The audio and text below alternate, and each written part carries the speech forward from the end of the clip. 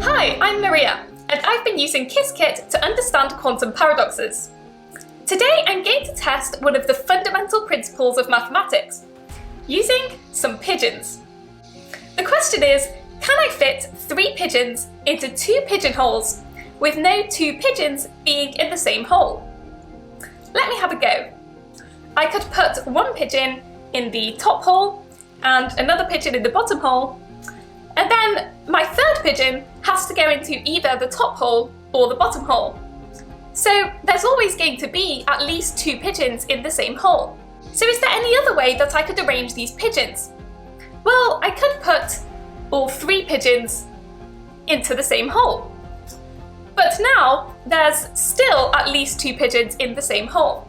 So it seems that however I arrange these pigeons, there's no way to fit 3 pigeons into 2 holes without at least 2 of the pigeons being in the same hole.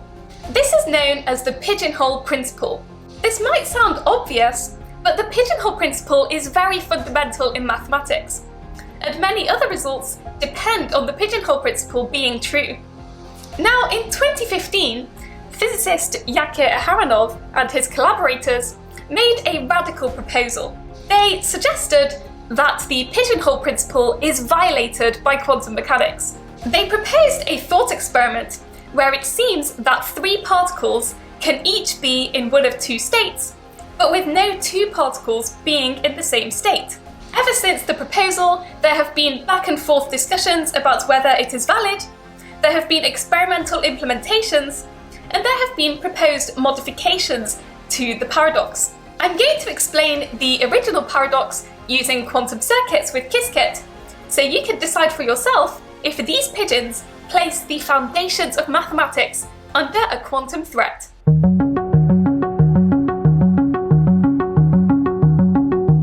To test the pigeonhole principle with quantum circuits, we need to turn our pigeons into qubits.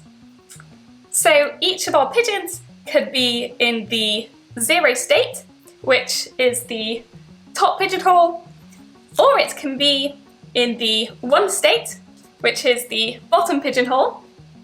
But the pigeon could also be in a superposition of both 0 and 1, so in a superposition of both the top and bottom pigeonholes. We're going to start each of our quantum pigeons in a superposition of both holes.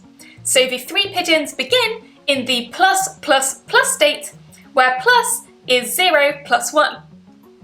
We can prepare the qubits in the plus plus plus state by applying a Hadamard gate to each qubit. Next, we measure each of our quantum pigeons in the y basis.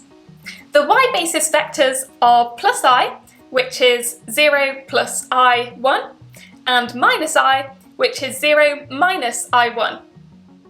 To measure in the y basis, we can apply the 3 gates, S dagger, Hadamard, S, and then a Z measurement. So here we have our 3 qubits prepared in the plus plus plus state, and then we measure each of them in the y basis. Now we can see the outcomes of running this circuit. We can see from the histogram that there are lots of combinations of outcomes, and what we're going to do is post-select on a particular outcome. Post-selection means that you focus on one of the outcomes and discard the rest of them. So we're going to pick the 0, 0, 0 outcome, which means that all of the qubits before they were measured were in the plus I, plus I, plus I state.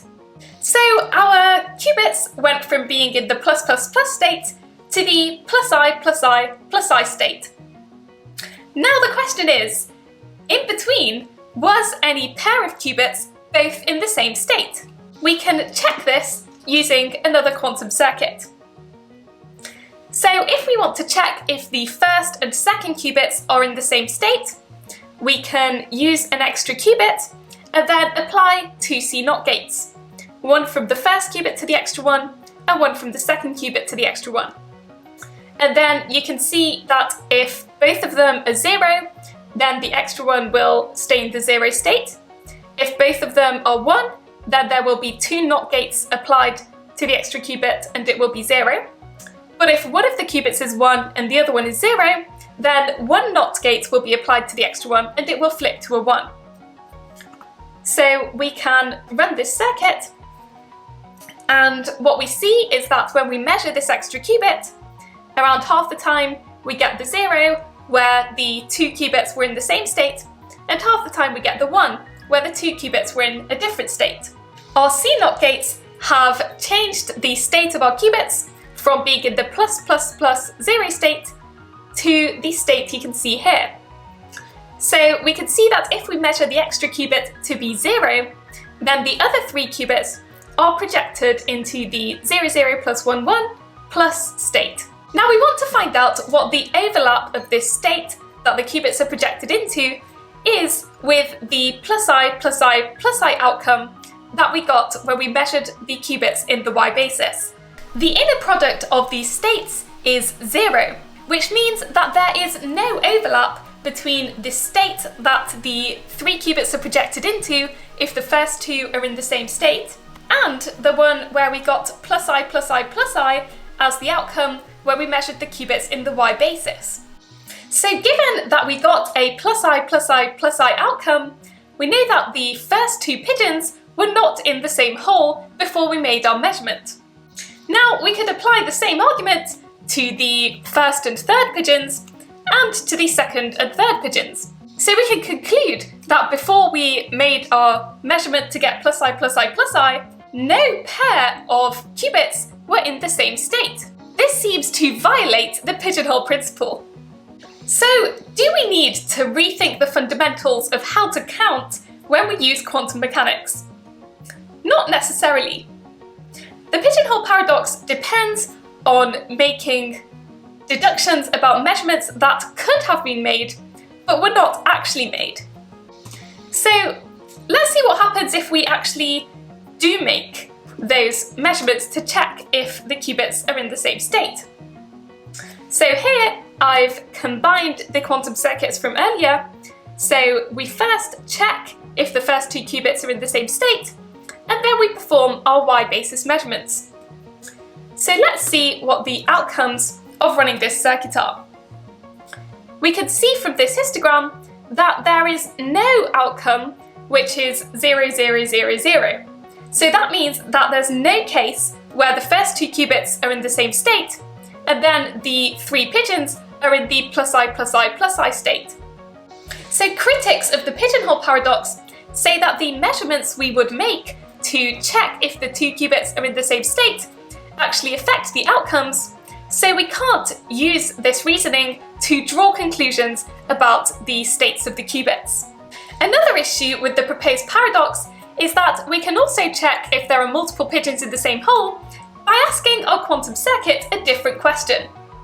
Instead of asking, is each pair of pigeons in the same hole, we can ask, are all 3 pigeons in the same hole? So let's use a quantum circuit to test out the answer to this question. So this time, my quantum circuit checks whether the 3 qubits are all in the same state or not. So I use a pair of CNOT gates for the first and second qubit, a pair of CNOT gates for the second and third, and then this Toffoli gate and some X gates to make sure that the result of this extra qubit is 0 if the 3 qubits are in the same state, and it's 1 if the 3 qubits are in different states.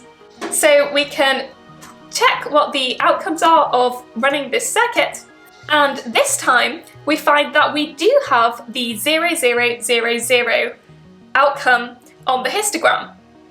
So this means that we can have 3 pigeons being in the same hole and then getting the +i outcome.